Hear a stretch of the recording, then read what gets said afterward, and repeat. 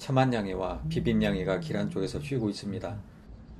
얼마 전 비빔냥이가 자신의 몸을 걸레 삼아 제 퀵보드 바퀴를 닦아준 것에 큰 감명을 받았는데, 오늘은 길바닥에 몸뚱이를 빌려 더럽게 만든 후에 제 몸에 닦아댑니다.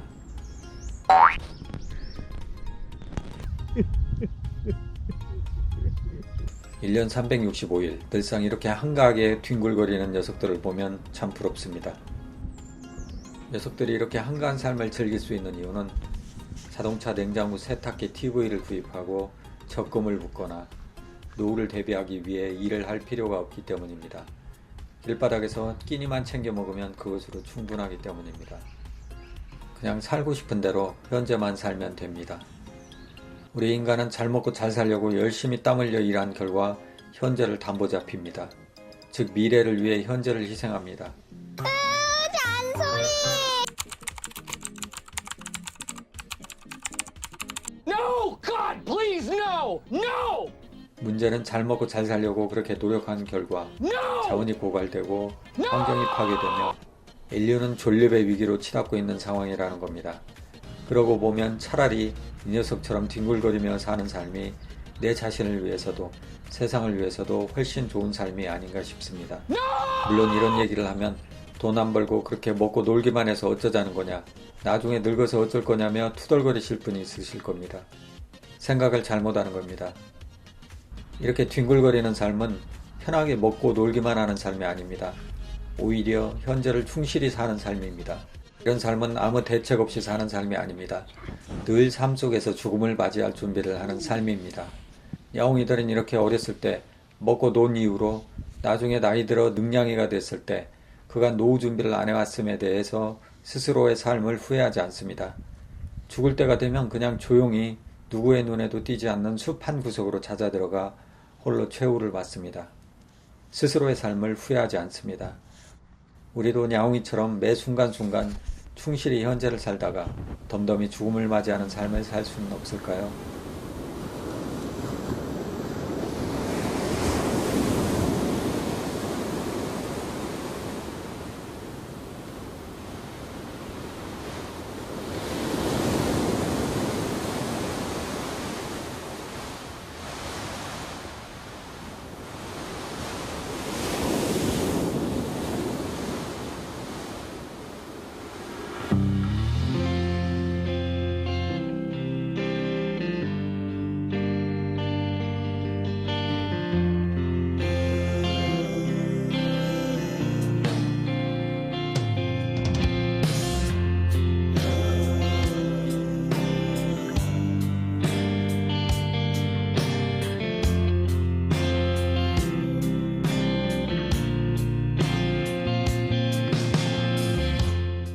아마 우리는 그것이 두렵기 때문에, 무방비 상태가 되는 것이 두렵기 때문에, 준비하지 않는 것이 두렵기 때문에, 죽음이 두렵기 때문에 죽어라 일해서 노후를 준비하는 듯 합니다.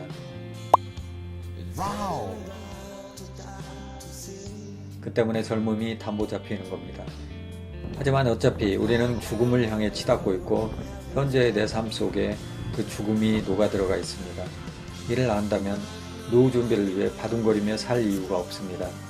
서로 더 많은 것을 손에 쥐기 위해 주변 사람들과 끊임없이 싸우고 그 결과 환경을 파괴해서 후손들이 살아가야 하는 세상을 망가뜨리는 우를 범할 이유가 없습니다.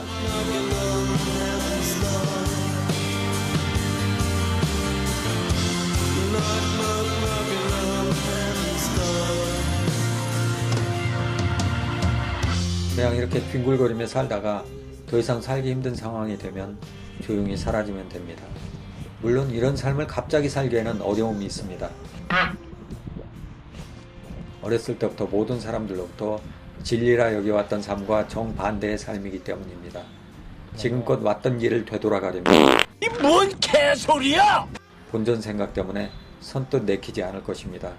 따라서 이 방면에 공부를 해야 합니다. 젊어서부터 돈벌이에 너무 정신 뺏기지 말고 삶과 죽음이 하나로 중첩된 세상임을 알기 위한 공부를 해야 합니다. 죽어라 돈 버는 노력을 하면 손에 돈이 들어올 수 있는 것처럼 이 방면에 공부를 해야 이 방면에 대한 이해가 생깁니다. 그러면 어떻게 공부를 해야 하냐고요? 이렇게 하면 됩니다. 뒹굴뒹굴. 혼자 사는 사람이라면 한 달에 100만원 벌면 충분합니다. 더 벌려고 아둥바둥할 필요 없습니다.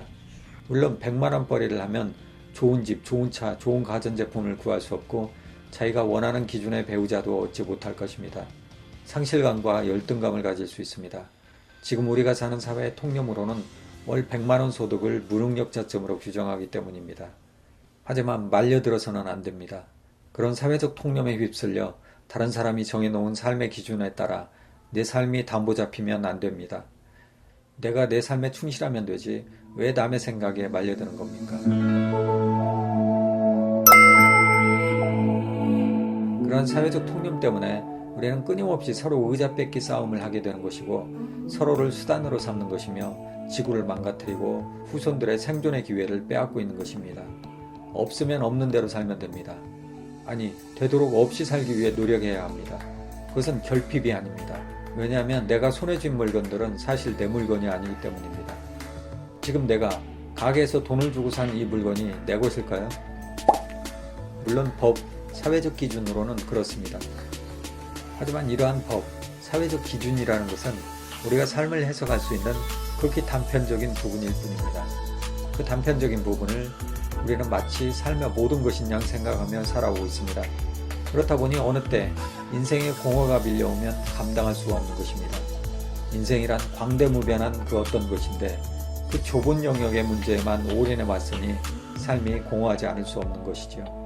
시야를 좀 넓게 보면 세상에 우리가 가질 수 있는 것은 하나도 없습니다. 그 어떤 것도 내 것이 될 수 없습니다.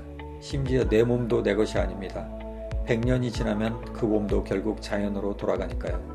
아무것도 내 것인 것이 없습니다. 그런데 반전이 있습니다. 또 다르게 보면 세상이 다 내 것입니다. 세상에 내 것이 아닌 것이 없습니다. 세상사 모든 것이 내 것입니다. 바람에 흔들리는 들꽃, 푸른 하늘에 떠가는 구름, 살랑거리는 물결, 그것들에 잔잔히 미소를 지어 보일 수 있다면 그것들은 내 것이 됩니다. 이 차는 이제 제 겁니다. 결국 우리는 끊임없이 세상과 상호작용을 하며 살아갈 뿐 결코 내 것이다, 아니다 하며 아둥바둥거릴 필요가 없다는 것입니다. 물론 아둥바둥거리지 않을 필요도 없는 것이지요. 이 뭔 개소리야! 하여간 돈벌이에 정신 팔린 시간을 줄이고 그 외 시간에 이런 공부를 하면서 살아가시면 됩니다. 이 원리를 알고 그냥 세상과 끊임없이 교감하며 살아가면 됩니다. 이 원리를 모르고 하나라도 더 갖고 높아지려고 하며 그 때문에 끊임없이 주변 사람들과 싸우고 환경을 파괴시켜서 얻을 수 있는 것은 내 자신의 아집을 공고히 할 뿐입니다. 그것은 제대로 사는 삶도 아니고 제대로 죽을 수 있는 기회도 빼앗아갑니다. 나중에 죽을 걱정, 노후 걱정이 머리에 꽉 차서 현재를 담보 잡힌다면 젊은 시절도 제대로 살지 못할 뿐 아니라 나중에 늙어서 제대로 죽음을 맞이하지 못합니다. 평생 움켜쥐려는 노력을 해온 삶이 늙어서 변할 리 없기 때문이죠. 하지만 지금을 충실히 살아내면 내 것이 아닌 것에 연연하는 부질없는 마음을 털어낼 수 있을 것입니다. 서로 하나라도 더 가지려고 싸울 일이 없는 것입니다. 이를 위해서 나 자신을 어지럽히고 나 자신의 아집을 공고히 만들어내는 쓸데없는 것들을 최대한 덜어내야 합니다. 외적인 것과 다른 사람에 대한 의존을 줄이고 내 정신을 명증하게 하기 위해 끊임없이 홀로 노력해야 합니다. 길가의 야옹이들을 보면 내가 살지 못하는 존경스러운 삶을 살고 있음을 알고 경외감을 가지고 배움을 청합시다. 지금껏 우리가 일상에서 배워왔던 것은 다 허상일 수 있고 오히려 진정한 배움의 스승이 이렇게 길바닥에서 우리에게 가르침을 주고 있다는 것을 지금껏 모르고 지나쳐왔을 수 있으니까요. 그런데 제가 이런 문제를 잘 알고 제가 말한 대로 잘 살고 있어서 이런 말을 하는 것이 아닙니다. 다만 이런 존재의 원리가 있다는 것입니다. 사람 사는 것은 모릅니다. 제가 이렇게 거창한 얘기를 했을지라도 막상 상황이 닥치면 남들보다 더욱 속물적인 모습을 보일 수 있습니다. 그렇기에 지금껏 수긍하며 이 얘기를 들어온 여러분들도 그 사실을 염두에 두고 스스로 생각해야 합니다. 좌우지간 비빔냥이는 저렇게 바닥에 뒹굴어 더러워진 몸을 거듭 제 옷에 닦아댑니다. 예정을 생각해서 차마 밀쳐내지 못하고 꾹꾹 참습니다.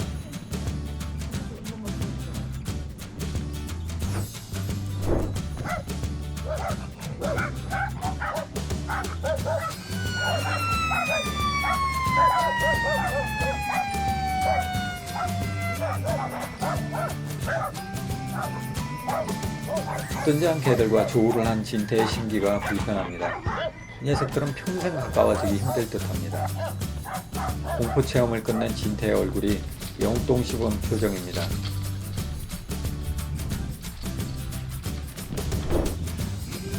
들판에 농가리가 되고 물대기 하는데 한참입니다.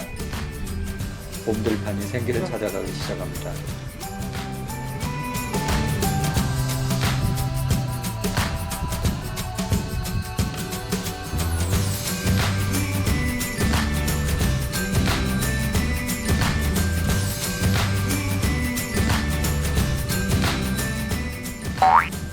진태도 파닥파닥 생기를 되찾습니다.